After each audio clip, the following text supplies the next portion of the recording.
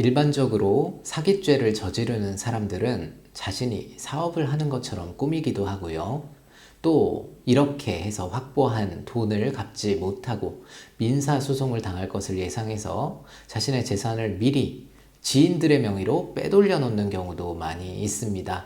자, 오늘은 이러한 사기죄를 저지른 사람들을 수사기관에 고소하는 절차에 대해서 설명드리도록 하겠습니다. 먼저 사기죄가 성립되기 위한 요건을 알아볼 텐데요. 첫 번째, 기망행위가 있어야 합니다. 즉, 속였어야 한다는 것이죠. 자, 두 번째, 기망행위로 인한 피해자의 착오가 있어야 하고요. 세 번째, 피해자가 자신의 재산을 처분하는 행위가 있어야 합니다. 네 번째, 기망자의, 즉 속인 사람의 재산상 이익의 취득이 또 있어야 하고요. 다섯 번째로 피해자의 재산상 손해가 발생했어야 합니다. 이 경우 피해자는 기망으로 재산을 취득한 가해자를 상대로 고소를 제기할 수 있습니다.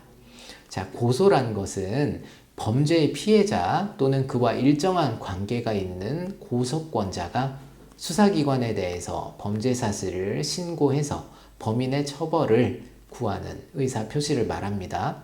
자, 사기죄의 고소 절차를 간략하게 살펴보면, 자, 제일 먼저 고소장을 작성해서 수사기관에 제출해야 합니다. 자, 고소장, 고발장, 진정서, 탄원서 등을 작성해서 경찰서나 검찰청 민원실에 제출하게 되면 민원실에서는 접수 사건에 대한 사건 번호라는 것을 부여하게 되고요. 경찰서 조사계, 경찰관리에게, 사법경찰관리에게 해당 사건을 배당시키게 됩니다. 자, 검찰의 경우에는 검찰에서 직접 수사를 할 수도 있고요.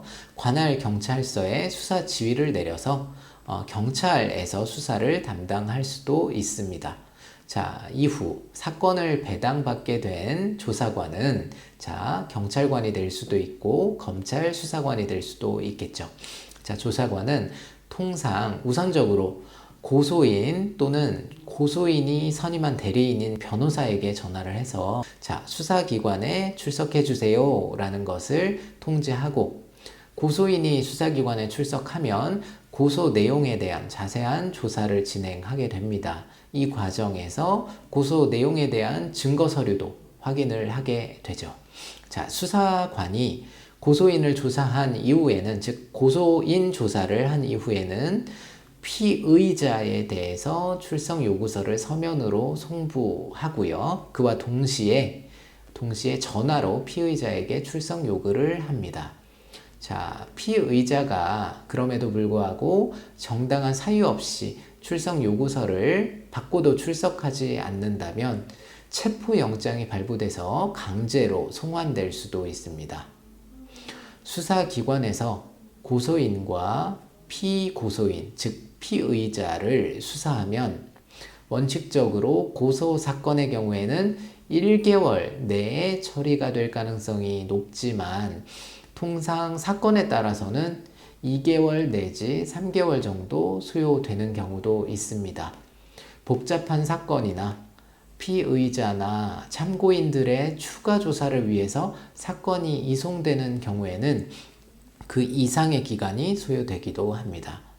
자, 경찰 단계에서 사건이 종결 처리돼서 검찰로 송치된 경우에는 이러한 민원 처리 결과를 통지하게 되는데요. 즉, 고소인은 이러한 통지 결과를 받을 수 있습니다.